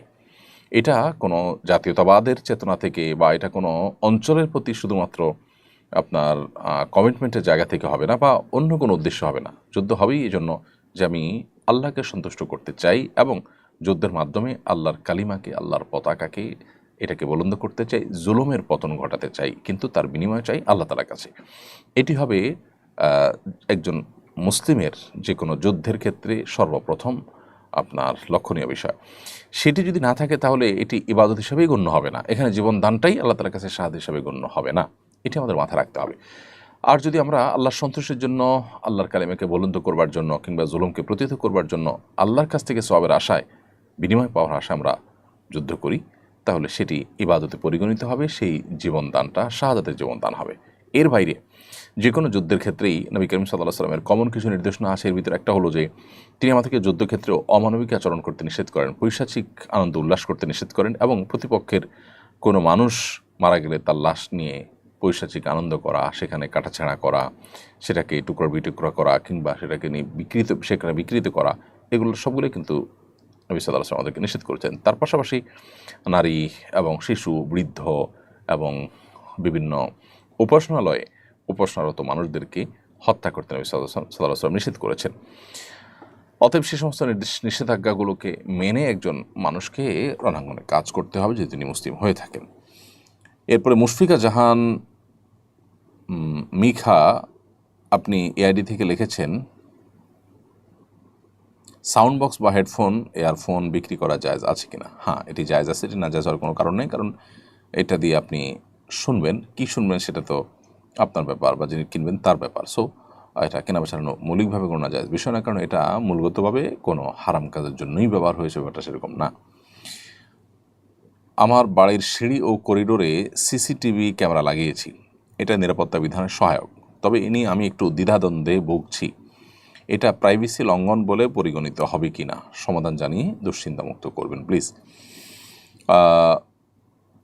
আপনার বাড়ি কিংবা অফিস আদালত এর করিডোর ইত্যাদিতে সিসি ক্যামেরা লাগানোটা মৌলিকভাবে জায়েজ আছে, কারণ এটা মানুষের প্রাইভেট কোনো জায়গা নয় যে একজন মানুষের একান্ত ব্যক্তিগত মুহূর্ত এখানে থাকে, এরকম না। এটা যেহেতু পাবলিক প্লেসের মতোই সবার চলাচলের জায়গা, বিধায় এখানে সিসি ক্যামেরা থাকাটা দর্শনীয় নয়। তবে একান্ত প্রাইভেট মুহূর্ত মানুষ যে সমস্ত জায়গাগুলোতে কাটায়, যে সমস্ত জায়গাগুলোতে মানুষের ব্যক্তিগত আপনার মুহূর্তগুলো অতিবাহিত করে, সেখানে সিসি ক্যামেরা লাগানো জায়েজ হবে না। এরপরে সাইমন ইসলাম আপনি লিখেছেন, আল্লাহকে স্মরণ করে আমি নামাজে কান্না করে দিয়েছি, আমার নামাজ হবে কিনা? আল্লাহ স্মরণার্থে যদি নামাজে কান্না হয় সেটি প্রশংসনীয়, নামাজ না হওয়ার কোনো কারণ নেই। তবে যদি পার্থিব কোনো কারণে আপনি কাঁদেন তাহলে সেটা দোষণীয়, আর সেই কান্না যদি আওয়াজ হয়ে যায় তাহলে সেটা নামাজও ভঙ্গ হয়ে যাবে, এটা কোনো ব্যথার কারণে বা অন্য কোনো কষ্টের কারণে যদি হয়। বাট আল্লাহর স্মরণে বা জান্নাত জাহান্নামের স্মরণে, আখিরাতের কথা স্মরণে, কোনো আয়াতের আপনি আয়াত বা আল্লাহর কোনো জিকিরে প্রভাবিত হয়ে আপনি কেঁদে দিয়েছেন, সেই কান্না এটা শুধু জায়েজই নয়, বরং সেটা আপনার নামাজের মানকে আরও উন্নত করবে ইনশাআল্লাহ তাআলা। বর্তমান বিশ্ব বাস্তবতা মুসলিম রাষ্ট্রগুলো শত্রু আক্রমণের ঝুঁকিতে থাকে, বিষয়টা মাথায় রেখে কী ধরনের প্রস্তুতি গ্রহণ করা উচিত, এক্ষেত্রে কোরআন সুন্নাহ নির্দেশনা কি? কোরআন কারিমে তো আল্লাহ তাআলা আমাদেরকে পরিষ্কার নির্দেশ করেছেন, ওয়াইদু লাহুম মাসতাতা'তুম মিন কুওয়া, তোমরা তাদের জন্য, তোমাদের শত্রুদের জন্য প্রস্তুতি গ্রহণ করে থাকো। এতে কী হবে? আল্লাহর দুশমন, তোমাদের দুশমন যারা আছে তাদেরকে তোমরা সতর্ক করতে পারবে, তাদেরকে তোমরা বার্তা দিতে পারবে, তারা ভীত সন্ত্রস্ত থাকবে তোমাদের উপরে। তো এই জন্য প্রস্তুতি গ্রহণ করার নির্দেশ স্বয়ং আল্লাহ তাআলা কোরআনেই করেছেন, এবং এই আয়াতের ব্যাখ্যায় পরিষ্কারভাবে নবী সাল্লাল্লাহু আলাইহি ওয়াসাল্লামের হাদিস রয়েছে, মুফাসসিরিন ইকরামের পরিষ্কার উক্তি রয়েছে যে এখানে প্রস্তুতি বলতে আলা আন্নাল কুওয়াতা আর-রামি, এখানে যুদ্ধের প্রস্তুতির কথা বলা হয়েছে। অতএব সেটি করাটা গুরুত্বপূর্ণ, আমাদের সেটা করতে হবে। বিশেষ করে আমরা প্রত্যেকটা মানুষই, বিশেষ করে যারা মুসলমান, তারা তাদের জীবনকে আল্লাহর উদ্দেশ্যে নিবেদন করা এবং শাহাদাতের মৃত্যুর তামান্না করা, এটা তাদের জীবনে অন্যতম স্বপ্নের জায়গা। আজকের পৃথিবী আমাদেরকে জেহাদকে আমাদের কাছে এমনভাবে তুলে ধরেছে যে জেহাদ মানেই বা আল্লাহর জন্য লড়াই করা মানেই হলো সন্ত্রাস, নাউজুবিল্লাহ। যার কারণে অনেক মুসলমানও আমরা দ্বিধাদ্বন্দ্বে ভুগি এ ব্যাপারে, এবং আমরা বিভ্রান্তিতে পড়ে যাই, অনেকে ঈমান হারা হওয়ার মতো অবস্থায় চলে যাই। এটা ঠিক যে জেহাদের নামে যদি কেউ অন্যায় করে, সন্ত্রাস করে, সেটা তো সন্ত্রাস অবশ্যই নিষিদ্ধ। বাট জেহাদ যদি এই যে আপনার জেহাদ, যে কোরআন সুন্নাহ যে জেহাদের কথা বলেছে, সেই জেহাদ যদি হয়তো সেটা কেন সন্ত্রাস হতে যাবে? সেটাকে শুধু বিশ্বাস করা নয়, বরং আল্লাহ শক্তি, সামর্থ্য, তৌফিক, সুযোগ দিলে সেটাতে সামিল হয়ে শাহাদাতের মৃত্যু এটা কামনা করা, এটা বরং ঈমানদারের জন্য গুরুত্বপূর্ণ। বিধায় এসব বিষয়গুলোর আলোচনা পর্যালোচনাও এটা জেহাদের অংশ।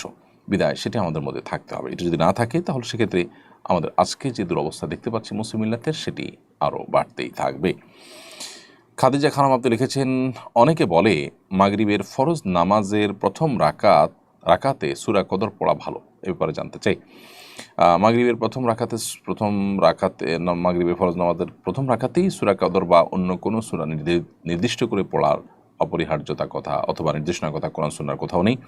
তবে নবী করিম সাল্লাল্লাহু আলাইহি সাল্লাম মাগরিবের নামাজে সাধারণত একটু ছোট এবং সংক্ষিপ্ত কেরাত পড়তেন, এবং যেটাকে কিসার মুফাসসির বলেছেন ফুকাহা একরাম, কর্ণিকরা একেবারে শেষের দিকের যে সূরাগুলো সেগুলো পড়তেন। মিজানুর রহমান আপনি লিখেছেন, আমি প্রবাসে থাকি, কিন্তু দেশে পারিবারিক জমি নিয়ে বাবার ও ভাই বোনদের সঙ্গে বিরোধ হয়েছে। আমাকে সম্পত্তি থেকে বঞ্চিত করা হয়েছে এবং বাড়ি থেকেও বের করে দেওয়া হয়েছে। এখন ইসলামের দৃষ্টিতে আমার দায়িত্ব কি, অবস্থা কি, আমি তাদের সাথে সম্পর্ক যোগাযোগ রাখতে পারি কিনা? তারা আপনার প্রতি যে জুলুম করেছে সেটা অন্যায়, এবং সেই অন্যায়ের বিরুদ্ধে আপনি প্রতিকার পাওয়ার জন্য যে কোনো যথাযথ উদ্যোগ গ্রহণ করতে পারেন, সে অধিকার আপনাকে ইসলাম দিয়েছে। কিন্তু একই সাথে আপনি তাদের সাথে আত্মীয় হিসাবে মিনিমাম সম্পর্ক বজায় রাখার চেষ্টা আপনার করা দরকার। তারা আপনার প্রতি জুলুম করেছে দেখে আপনি তাদেরকে ছিন্ন করে থাকবেন, এমনটি করা উচিত নয়। কারণ বিষয়ে সহিহ বুখারীর বিখ্যাত হাদিস রয়েছে নবী করিম সাল্লাল্লাহু আলাইহি ওয়াসাল্লাম থেকে, যেটা আব্দুল্লাহ ইবনে ওমর রাদিয়াল্লাহু তাআলা বর্ণনা করেছেন, যে নবীজি আলাইহিস সালাম বলেছেন, লাইসাল ওয়াসিলু বিল মুকাফি, যে ব্যক্তি আত্মীয় হিসাবে কেউ কোনো কিছু দিলে সে সমান সমান দেয়, এই ব্যক্তি আত্মীয়তার সম্পর্ক রক্ষাকারী নয়। এটা তো বিনিময় দেওয়া, এটা তো যে কোনো মানুষের প্রতি আমরা করবো। হাল জাযাউল ইহসান ইল্লাল ইহসানের উপর আমল করে, যে কেউ আমার প্রতি ইহসান করেছে আমি ইহসান করব, এটা তো সাধারণ মানুষের জন্য প্রযোজ্য। কিন্তু যারা আত্মীয় হবেন তাদের জন্য হলো আত্মীয়তার সম্পর্ক ছিন্ন করার পরিবর্তে আত্মীয় সম্পর্ক রক্ষা করা। ওয়ালাকিন্নাল ওয়াসিল আল্লাযী ইযা কুতিআত রাহিমুহু ওয়াসালাহা, মূলত আত্মীয়তার সম্পর্ক রক্ষাকারী হলো সে যে ব্যক্তি আত্মীয়তার সম্পর্ক রক্ষা করলেও সে বরং সেখানে আরও সম্পর্কটাকে জোড়া দেওয়ার চেষ্টা করে, সম্পর্কটাকে ভালো করার চেষ্টা করে। বিধায় সেই চেষ্টাটা আমাদের থাকতে হবে। এরপরে প্রশ্ন হলো, খাদিজা খানম আপনি লিখেছেন মাগরিব ফরজ নামাজের প্রথম রাকাতে সূরা কদর পড়ার কথা। জি, এ ব্যাপারে আমরা উত্তর দিয়েছি। সাবরিনা রহমান লিখেছেন, আমার ছোট মামা মারা গিয়েছেন, আমার মামি ওনার ভাসুর আর জায়ের সাথে আগামী বছর হজে যেতে চান, উনি কি যেতে পারবেন? উত্তর হলো না। ভাসুর মাহরাম নন, অতএব কোনো মাহরাম পুরুষের সাথে তার হজে যেতে হবে। সেই জন্য তাকে সর্বোচ্চ চেষ্টা করতে হবে কোনো মাহরাম খুঁজে বের করার। যদি সেটা না পাওয়া যায় তাহলে সেক্ষেত্রে তার জন্য সেখানে হজে যাওয়াটা অপরিহার্য নয়, অর্থাৎ তিনি হজে মাহরাম ছাড়া গেলে বরং গুনাহগার হবেন। এমনি মিজানুর রহমান আপনি লিখেছেন, জামাতে শেষ 2 রাকাত পেলে ইমামের সালামের পর আমি কি শুরুতে ছুটে যাওয়া প্রথম 2 রাকাত পড়ব, নাকি শেষের 2 রাকাত মনে করে পড়ব? উত্তর হলো, কারো যদি প্রথম 2 রাকাত ছুটে যায়, 4 রাকাত নামাজের শেষের 2 রাকাত পান, তাহলে তিনি যখন ইমাম সালাম ফেরানোর পরে ছুটে যাওয়া রাকাতগুলো আদায় করবেন, তখন তিনি প্রথম 2 রাকাত জ্ঞান করে পড়বেন, অর্থাৎ সূরা ফাতিহার সাথে সূরা মেলাবেন। এটি করে যদি তিনি সালাত আদায় করেন, তার সালাত হয়ে যাবে। এমডি এনামুল হক আপনি লিখেছেন, ছোটোবেলায় শুনতাম হজ করার পর নাকি স্বামী স্ত্রী এক বিছানায় থাকতে পারে না, বিষয়টা সম্পর্কে জানতে চাই। সম্পূর্ণ ভুল এবং নেহায়েতি ভিত্তিহীন কথা। নাইম আহমদ লিখেছেন, অনলাইন থেকে পণ্য অর্ডার করে অনেক সময় প্রয়োজন না থাকায় তা গ্রহণ করি না, এতে সেলারের ডেলিভারি চার্জ সহ লোকসান হয়। এমন করলে কি আমাদের গুনাহ হবে? ইসলামের বিষয়ে কি বলে? এটা তো এক ধরনের প্রতারণা। আমি যদি অর্ডার দিয়ে সেটা গ্রহণ না করি, অর্ডার দেওয়ার পর যদি আমার সিদ্ধান্ত পরিবর্তন হয়, তাহলে তার দায়টা আমার।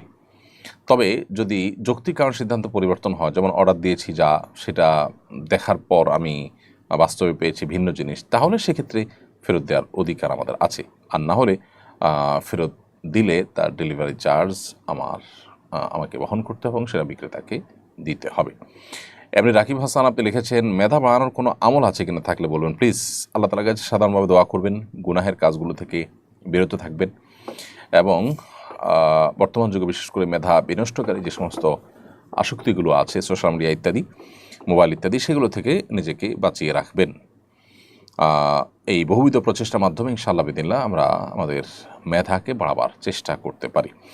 তাহমিন আক্তার আপনি লিখেছেন, আমার বাবা ব্যাংক থেকে লোন নিয়েছিলেন, শোধ করতে না পারায় জেলখানায় আছেন বর্তমানে। আমার প্রশ্ন হচ্ছে, ব্যাংকের লোন শোধ না করে যদি আব্বু মারা যায় তাহলে কি লোন গ্রহণের শাস্তি আব্বুকে পেতে হবে? লোন দেওয়ার মতো অবস্থায়ও নেই তিনি, লোন প্রায় 1 কোটি টাকার মতো সব মিলিয়ে। সাধারণত শুধু লোনই হয়ে থাকে আমাদের দেশে, সচরাচর কর্মশাল ব্যাংকগুলো থেকে মানুষ লোন নেন, সুদভিত্তিক লোনই হয়ে থাকে। সুদভিত্তিক লোন যদি হয়ে থাকে তাহলে সেক্ষেত্রে এই লোন নেওয়া তো গুনাহের কথা হয়েছে, লোন নেওয়ার কারণে তিনি গুনাহগার হবেন, আবার লোন পরিশোধ না করার কারণে তিনি আরেক গুনাহগার হবেন। এবং এই দায় থেকে তাকে মুক্তির জন্য প্রথমত তিনি সুদী লোন যেটা নিয়েছেন সেটার জন্য তওবা করতে হবে যে জীবনে আর কখনো তার যত প্রয়োজনই হোক তিনি এরকম কোনো সুদের কারবার জড়াবেন না, এই মর্মে তাকে তওবা করতে হবে। তওবা করলে আশা করা যায় সে গুনাহ আল্লাহ তাআলা তার মাফ করবেন। কিন্তু আপনার বাবার যে লোন হয়েছে ব্যাংকের প্রতি, সে লোন পরিশোধ করার চেষ্টা তার সর্বোচ্চ থাকতে হবে এবং জমি জমা স্থাবর অস্থাবর সম্পদ বিক্রি করে হলেও তার লোন দেওয়ার সর্বোচ্চ চেষ্টা করতে হবে। যদি তিনি সর্বোচ্চ চেষ্টা করেন, কোনো কারণে ফেঁসে গিয়ে থাকেন, তাহলে আশা করা যায় তিনি গুনাহগার হবেন না।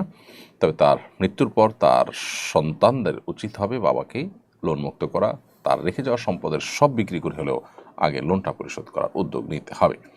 তাহলে ইনশাআল্লাহ তার কাছে আশা করা যায় দায়মুক্ত হতে পারবেন। জেসমিন আক্তার লিখেছেন, কেউ যদি কারোর জন্য আত্মহত্যা করে তার দায় কি যার জন্য আত্মহত্যা করেছেন তার উপর বর্তাবে? না, তার দায় তার উপরে বর্তাবে না, কারণ আল্লাহ তাআলা বলেছেন ওয়াল্লাহ তাজিরু ওয়াজরাতুন উজরা উখরা, কারোর পাপের বোঝা অন্য কেউ বহন করবে না। এবং কোরআন এবং সুন্নাহর কোথাও এরকম কোনো কথা বলা হয়নি যে একজনের পাপের বোঝা আরেকজন বহন করবে। সেজন্য যে আত্মহত্যা করেছে তার দায় তার নিজের উপরেই বর্তাবে, অন্য কারোর উপরে সেটি বর্তাবে না। তবে কেউ যদি তাকে প্ররোচিত করে থাকে, কারোর কারণে যদি তিনি এই ভুল পথে এসে থাকেন, তাহলে যতটুকু দায় আছে, যতটুকু তার ভূমিকা আছে এক্ষেত্রে, সেটার জন্য তিনি অবশ্যই আল্লাহ তাআলার কাছে জবাবদিহিতার মুখোমুখি হবেন। তবে এর মানে এই নয় যে আত্মহত্যাকারী মাপ পেয়ে যাবেন। তিনি তার গুনাহের জন্য, তার এই পাপের জন্য, অপরাধের জন্য, আত্মহত্যার এই কবিরা গুনাহের জন্য স্বতন্ত্রভাবে আল্লাহ তাআলার কাছে শাস্তির মুখোমুখি হবেন। এটা হলো সবচেয়ে দুর্ভাগ্যজনক বাস্তবতা যে কোনো ব্যক্তি দুনিয়ার কোনো কষ্ট থেকে মুক্তি লাভের জন্য আত্মহত্যার পথ বাছাই করে নিলেন। দুনিয়ার কষ্ট থেকে তিনি আপাত দৃষ্টিতে মুক্তি পেলেও আখিরাতের অনন্ত অসীমকালের কষ্টের পথে তিনি পা বাড়ালেন। তাহলে কষ্ট তার আসলে আরও বাড়লো, কমলো না। এটা হলো সবচেয়ে দুর্ভাগ্যজনক বাস্তবতা। মিনহাজুল আমিন জিন্দি এডি থেকে আপনি লিখেছেন, বিবাহের আগে মেয়ের বা ছেলের সম্পর্কে যখন জিজ্ঞাসা করা হয় তখন অনেক সময় অতিরঞ্জিত গুণাগুণ বলা হয় যা পরে সত্য হয় না। যদি সত্য বলে বিবাহ ভেঙে যায় তাহলে কি গুনাহ হবে? এসব ক্ষেত্রে আমরা কি করতে পারি? অতিরঞ্জন বা বাড়িয়ে বলা এটা জায়েজ নয়, বরং যথাযথ বর্ণনা আমাদেরকে দিতে হবে। এটা আমানতদারিতে, এটা সাক্ষ্য দেওয়ার মতো। আপনি কারোর পরে যখন সাক্ষ্য দিবেন, তো সাক্ষ্য দেওয়ার ক্ষেত্রে আপনাকে সত্য সাক্ষ্য দিতে হবে, সেখানে মিথ্যা কোনো কথা বলতে পারবেন না, বাড়িয়ে কোনো কিছু বলতে পারবেন না। যদি বলেন সেটি হবে গুনাহের কারণ। একই সাথে আমাদের এও মাথায় রাখতে হবে যে সত্য এবং সঠিক কথা বলার কারণে যদি বিবাহ ভেঙে যায় তাহলে সেটাকে উপস্থাপন করতে হবে এমনভাবে যে একটা মানুষের নিশ্চয়ই ভালো মন্দ মিলিয়ে মানুষ, অতএব সেটাকেই তুলে ধরতে হবে। এরপরে যদি বিবাহ ভেঙে যায়, যাক, কারণ হলো যারা বিবাহ করতে আগ্রহী হবে তারা যদি সেই সমস্যাগুলোর কথা জেনেও বিবাহ করেন সেটা হবে টেকসই ইনশাআল্লাহ। আর তা যদি না হয় তাহলে একসময় তারা যখন এই সমস্যাগুলো জানতে পারবেন তখন টানাপোড়েন সৃষ্টি হবে, বিবাহ ভাঙবে। অতএব আগে বিবাহ না হওয়াটা বিবাহ হয়ে ভাঙার চাইতে নিশ্চয়ই তুলনামূলকভাবে শ্রেয়। আমাদের এক প্রতিবেশীর ছেলে আত্মহত্যা করেছে। ছেলেকে তার বাবা হিফজখানায় দিয়েছিলেন, আর হাফেজ হওয়ার মতো উপযোগী মেধা তার ছিল না। 8 বছরে 25 পারা পড়তে পেরেছে ছেলেটি। এই অবস্থায়ও পরিবার তাকে চাপে রাখত, হিফজ না পড়তে চাইলে বাবা বেদম মার দিত। সেই ছেলে আগে একবার ফাঁস নেওয়ার চেষ্টা করেছে, তবু পরিবার নিবৃত্ত হয়নি। দ্বিতীয়বার সে বিষ খেয়ে আত্মহত্যা করে। এ বিষয়ে অভিভাবকদের কিছু বলবেন?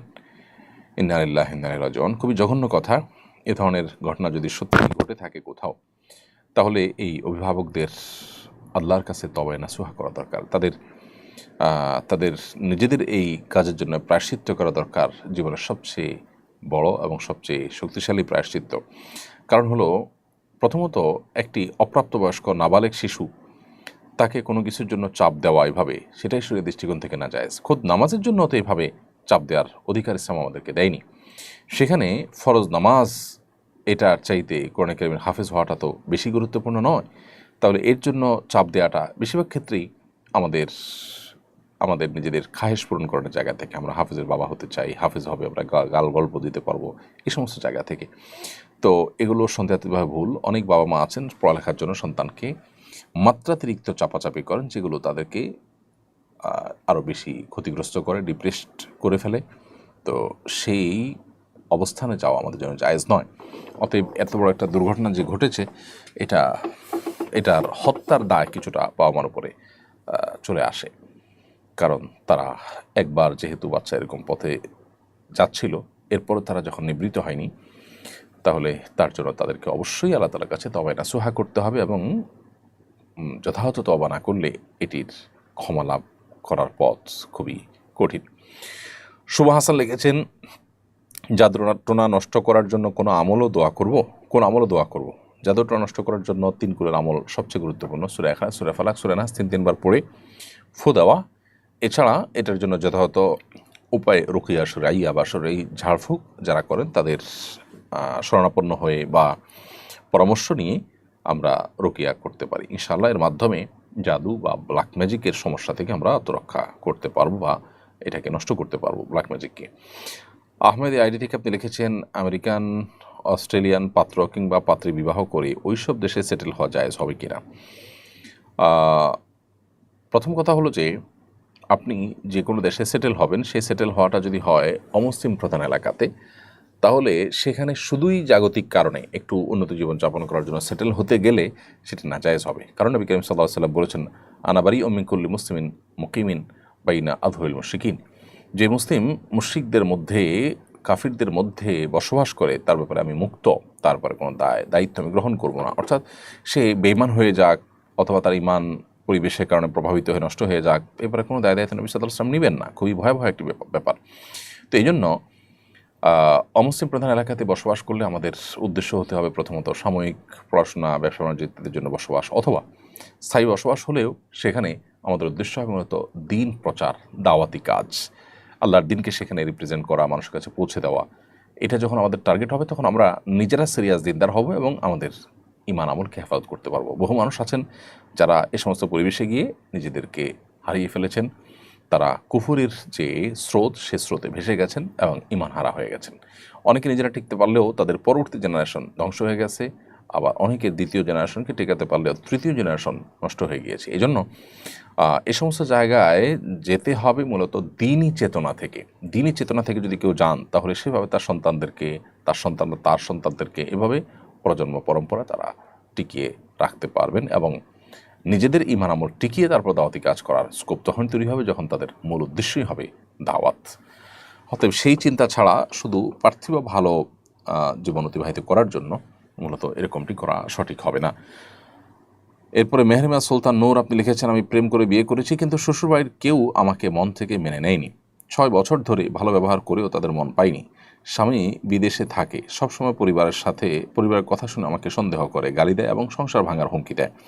আমি তাকে খুব ভালোবাসি, তবু সে সম্পর্ক ছিন্ন করার কথা বলে। ইসলামের দৃষ্টিতে আমাদের করণীয় কি? স্বামী স্ত্রী উভয়ে ভালো, বিদগ্ধ, বিচক্ষণ কোনো আলিমের শরণাপন্ন হতে পারেন, কাউন্সেলিং নিতে পারেন।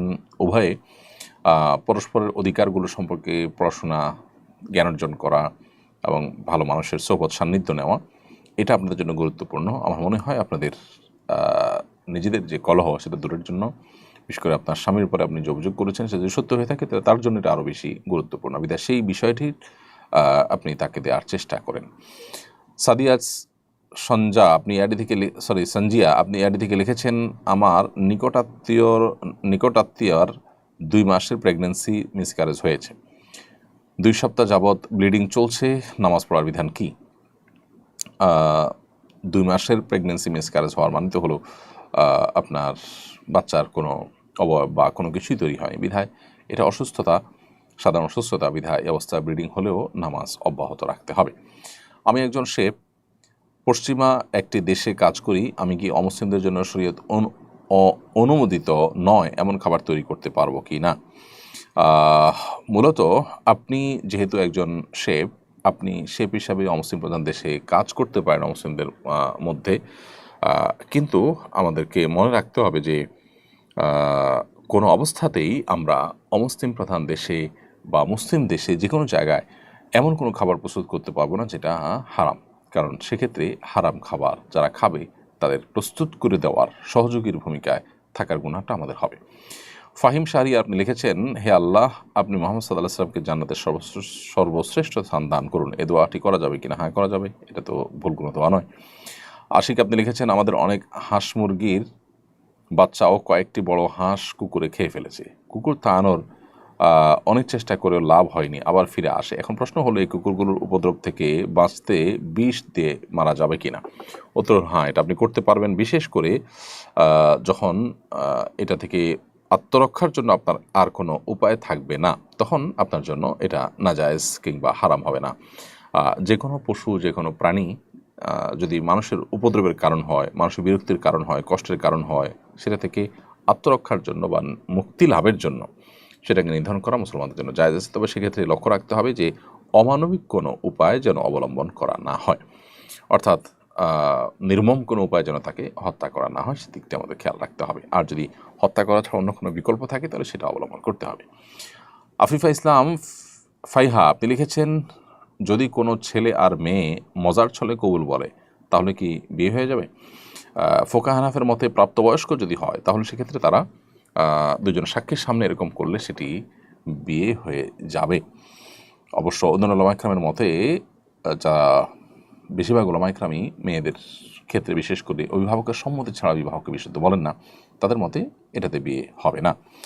আর এমনিতে কমন একটি জিনিস নবী সাল্লাল্লাহু আলাইহি ওয়াসাল্লাম হাদিস রয়েছে, সালাসুন জিদ্দুহুন্না জিদ্দুন ওয়া হাজলুহুন্না জিদ্দুন, তিনটি বিষয়ে সিরিয়াসলি করলে মানুষ যা হয়, দুষ্টুমি করে করলেও তা হয়, তার মধ্যে বিবাহ একটি বিধায়, এটাও দুষ্টুমি করে করলেও যদি শর্ত পূরণ হয়ে যাক বিয়ে হয়ে যাবে। এমডি জাহিদ আপনি লিখেছেন, আমরা এই বছর কোরবানিতে 2 বছরের কম বয়সী একটি গরু বিক্রি করেছি। আমরা ক্রেতাকে বিষয়টা জানিয়েছি, এতে আমাদের গুনাহ হবে কিনা? আপনি যদি ক্রেতাকে জানিয়ে থাকেন যেটা দিয়ে কোরবানি বিশুদ্ধ হবে না বা এর বয়স কম আছে, তাহলে সেক্ষেত্রে আশা করা যায় আপনি গুনাহগার হবেন না, এর দায় আপনাকে বহন করতে হবে না। তবে আপনার যদি মনে হয় যে কেউ এটা দিয়ে কোরবানি করবে এবং তিনি মাসআলা জানেন না, তাহলে জানিয়ে দেওয়াটা আপনার কর্তব্য। জাস্ট এটুকু যদি আপনি করে থাকেন তাহলে ইনশাআল্লাহ আশা করা যায় আপনার গুনাহ হবে না। যিনি কোরবানি দিয়েছেন, যদি কেউ দিয়ে থাকেন তাহলে দায়িত্বটা তার উপরে বর্তাবে, আর যদি কোরবানি না দিয়ে থাকেন তাহলে তার কোনো কথাই নেই। প্রিয় দর্শক, দেখতে দেখতে আমরা অনুষ্ঠানের একেবারে শেষ প্রান্তে চলে এসেছি। সময় হয়েছে বিদায় নেওয়ার। ইনশাআল্লাহ আল্লাহ যদি আমাদেরকে তৌফিক দান করেন, আগামী সপ্তাহে একই সময় দেখা হবে আপনাদের সঙ্গে একই অনুষ্ঠানে। সে পর্যন্ত আল্লাহ তাআলা আমাদের সবাইকে ভালো রাখুন, সুস্থ রাখুন, নিরাপদে রাখুন। আজকের এই অস্থির পৃথিবীকে আল্লাহ তাআলা শান্ত করে দিন। সকল যুদ্ধ, সকল সংঘাত, এটা থেকে মুক্ত পৃথিবীতে আমাদেরকে আল্লাহ তাআলা নিশ্চিন্তে বসবাস করার তৌফিক দান করুন।